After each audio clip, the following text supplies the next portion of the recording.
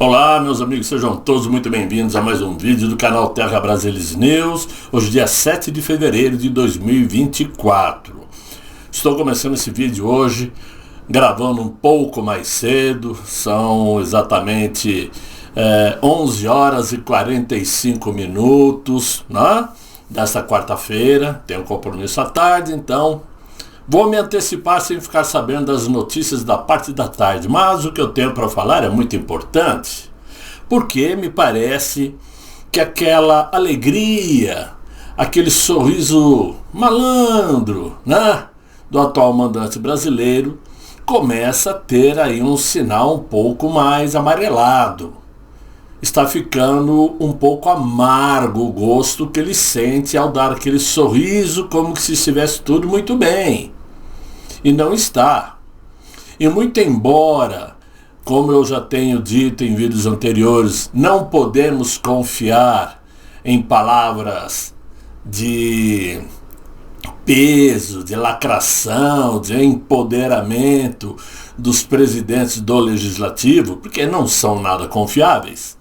Desta vez, eu tenho que admitir que Luiz Inácio está na corda bamba por conta de Arthur Lira. Sim, a coisa se azedou mais do que era esperado, porque o problema começou quando o Congresso Nacional, lá em 2023, outubro de 2023, manteve lá no Congresso Nacional a desoneração da folha de pagamento. Ou seja, foi aprovado, foi sacramentado a desoneração que livra aí 17 setores da indústria e comércio do Brasil, que são as que mais empregam no Brasil, de voltarem a pagar impostos de até 20% sobre a folha de pagamento. Com a desoneração, esses encargos das empresas ficam entre 1% e 4,5% sobre a receita bruta. Né? Muito bem, sobre o pagamento bruto. A questão é que o Palácio do Planalto queria derrubar essa desoneração. Por quê? Porque precisa de dinheiro. Então, derrubando a desoneração, as empresas teriam que voltar a pagar os 20% de salário de INSS sobre os salários, os impostos, os encargos sobre fundo de garantia, voltar como era antes. Né? Muito bem. Só que o Congresso Nacional, então, manteve e aprovou em plenário no Congresso Nacional a manutenção da reoneração. Horas, lá na Câmara dos Deputados, a votação foi expressiva, 378 votos a favor da reoneração, ou seja, contra o Planalto, e só 78 votaram com Luiz Inácio. E no Senado foram 60 votos para derrubar o veto de Luiz Inácio, e somente 13 a favor dele. Por quê? Porque quando o Congresso Nacional aprovou a manutenção da reoneração, o Luiz Inácio vetou e o Congresso Nacional derrubou o veto e manteve a reoneração. Horas, querendo impor aí uma decisão sobre o Congresso Nacional, chega o ministro Fernando Haddad, a pedido de Luiz Inácio, obviamente, e baixa uma medida provisória. Medida provisória que, para quem não sabe, tem um poder de lei. É uma medida provisória assinada pelo presidente da República para derrubar a decisão tomada pelo Legislativo. Olha só. Ou seja, o Luiz Inácio quis desfazer o que foi aprovado no Legislativo. Isto se deu em 28 de dezembro de 2023, tá? Quando o presidente do Congresso Nacional, Rodrigo Pacheco, já havia promulgado a lei. Claro que os congressistas não gostaram nada da atitude do governo, porque certamente isto configura uma intervenção do Executivo no Legislativo.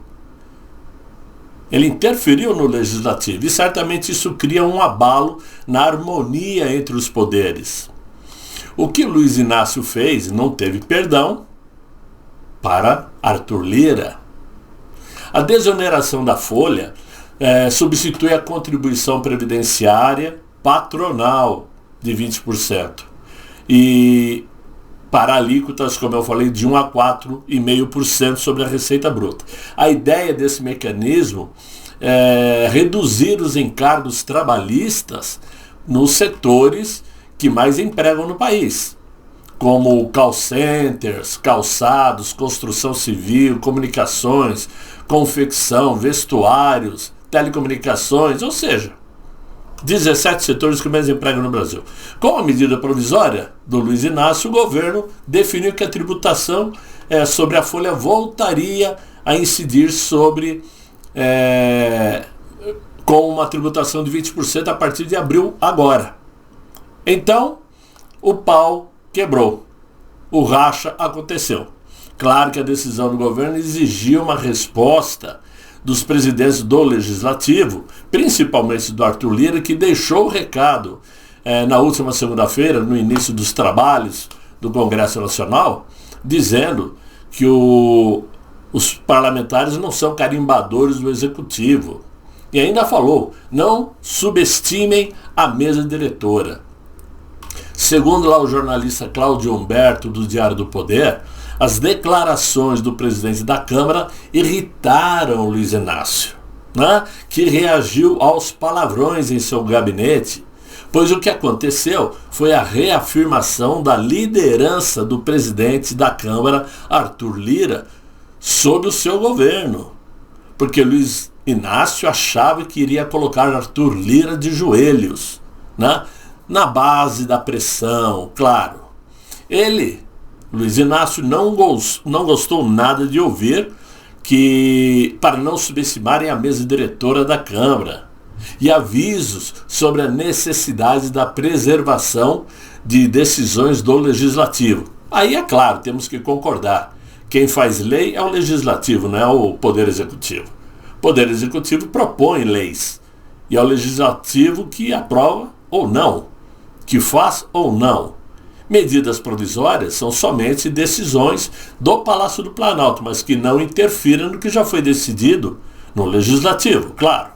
A crise, que todo mundo achou que iria parar por aí, provocou outras situações, como, por exemplo, cancelamento de reunião de líderes de todos os partidos, quase todos eles ligados a Arthur Lira, com o ministro da Educação, ministro da Fazenda, Fernando Haddad, que mostrou que os parlamentares entenderam que essa medida provisória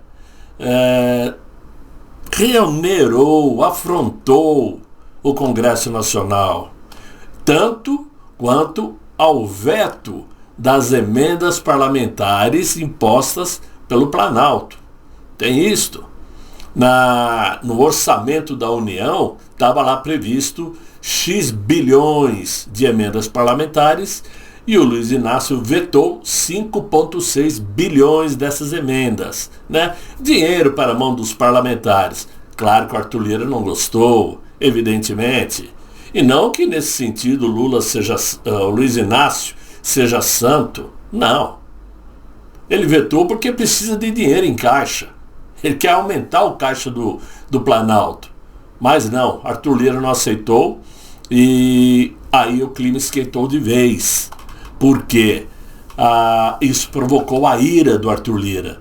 Depois, principalmente, que o Alexandre Padilha havia prometido a ele, Arthur Lira, que não mexeria nas emendas parlamentares. Mas o Luiz Inácio mexeu. E agora Arthur Lira quer a cabeça do Padilha, fazendo pressão contra o inquilino do Palácio do Planalto, através de projetos parados lá na Câmara dos Deputados. Muito bem.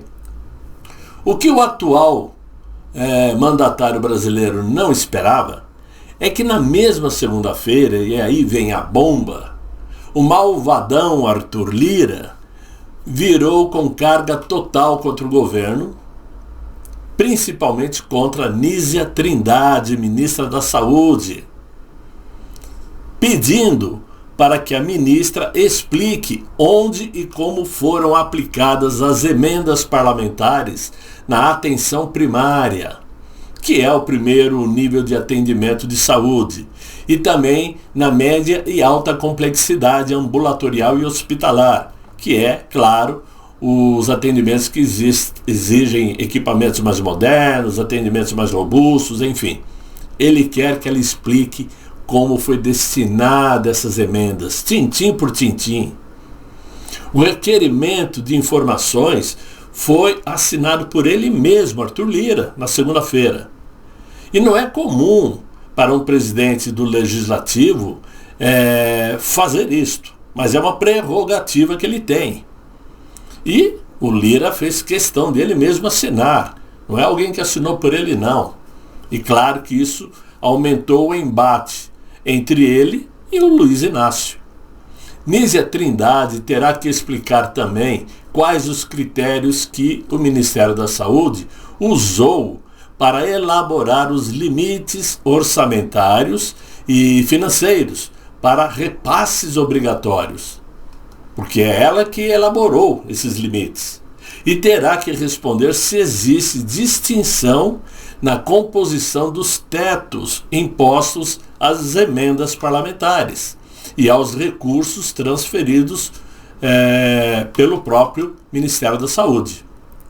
Ou seja, o que Arthur Lira quer mesmo, o que ele quer de verdade, é o Ministério da Saúde para ele, que desde o início do governo atual já era uma pauta. Ele quer colocar uma pessoa dele lá dentro, porque o Ministério da Saúde é o ministério mais gordo do governo. É o que mais recebe. Então, nada mal presidenciar um ministério desse, né? E vocês já sabem para que, evidentemente. Ora, ele sabe muito bem que a ministra Nízia Trindade não vai conseguir dar as devidas explicações, pois o Ministério da Saúde já foi acusado no ano passado de negociações muito mal explicadas, como compras sem licitação, por exemplo, né? E etc. Já teve um rombo de 300 milhões de reais no Ministério da Saúde, que ela também não conseguiu explicar até agora. Então, o clima está ruim demais para o Luiz Inácio, que precisa urgentemente arrecadar mais, aumentar o caixa do governo para tentar, quem sabe, talvez, contudo, todavia, cobrir o déficit que já está batendo na porta aí de 300 bilhões de reais. Não vai conseguir cobrir esse rombo com toda certeza. Agora, mudando um pouquinho de assunto, e ao mesmo tempo continuando falando desse governo, falando do Luiz Inácio, dizem que pegou muito mal para as forças aéreas, para a Força Aérea, melhor dizendo, aquela conversa, aquela suspeita até de uma fake news, de que houve pane no avião presidencial no último domingo aqui no aeroporto de Congonhas, aqui pertinho de onde eu moro, né? Segundo a Força Aérea, o Airbus 319, que é o avião presidencial, é um avião de altíssima qualidade. Trata-se de uma aeronave considerada nova pelo tempo de vida que ela tem. É uma aeronave ainda nova. E, claro, a Força Aérea não gostou de que o presidente falou que teve uma pane no avião. Por quê? Claro que esse tipo de informação, esse tipo de notícia, favorece o sonho de Luiz Inácio de comprar um novo avião, coisa que ele já está pleiteando desde o início do governo. Nem bem começou, ele já achou que precisava comprar um avião novo. E ele tem na mente um Airbus 330, que custa aí uma bagatela de 700 milhões de reais, para que ele possa bater asas mundo afora. Então, esse tipo de situação só faz com que o descrédito desse governo aumente. Porque, claro, o Ibovespa fechou o ano 2023 com uma queda inesperada, né? Foi, digamos assim, o primeiro mês do ano, agora de 24, teve uma queda acima da média dos últimos 8 anos. Somente agora em janeiro. Nunca o Ibovespa perdeu tanto. Por quê? Isso mostra que os investidores estão picando a mula. Porque não existe confiança para investimento de dinheiro no Brasil, principalmente depois que a Transparência Internacional rebaixou a nota do Brasil e colocou o Brasil em 104º lugar no índice de corrupção, ou seja, quanto mais para baixo, mais corrupto é. E claro, depois de uma informação dessa, o investidor fica com a pulga atrás da orelha. E como sempre, ele prefere então colocar o seu valioso din-din em títulos norte-americanos, porque os títulos americanos têm 100% de confiabilidade de resgate posteriormente. Tá? E no Brasil, quem é que garante? Quem é que garante que um governo como esse, um ministro de Economia como que nós temos, possa dar estabilidade econômica no Brasil? Então, isso é um péssimo negócio. Sem falar, evidentemente, o governo disse que aumentou o número de carteiras assinadas, mas ele não diz quantos trabalhadores perderam o emprego. Ora, não adianta você falar, aumentou tanto o número de carteira assinada. Você tem que dizer quantos perderam emprego também. Quantos estão na informalidade. Basta olhar para os centros da cidade e ver o número de barraquinhas que estão espalhados, porque as pessoas precisam ganhar seu pão de cada dia. Então, é uma situação muito ruim. Há quem diga que esse governo não se sustenta por mais um ano.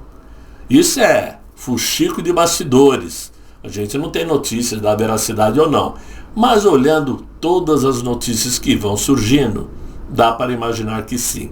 Então, meus amigos, é o que eu tinha para vocês nesse vídeo de hoje. Espero que vocês tenham gostado. Se gostaram, claro, deixem aí os likes, se inscrevam no canal, vocês que estão assistindo e não estão inscritos. Não custa nada ali o botãozinho de subscribe ou inscreva-se, né? Isso ajuda o canal. Quem está assistindo, não deixe de dar os likes, porque é o aumento dos likes que faz com que o YouTube distribua o vídeo. Senão, o canal não vai para frente e a gente não sobrevive. Conto com vocês, conto com a ajuda de todos e desejo estar amanhã de volta com um novo vídeo, se Deus quiser, Ele há de querer. Fiquem bem, fiquem com Deus. Tchau, tchau.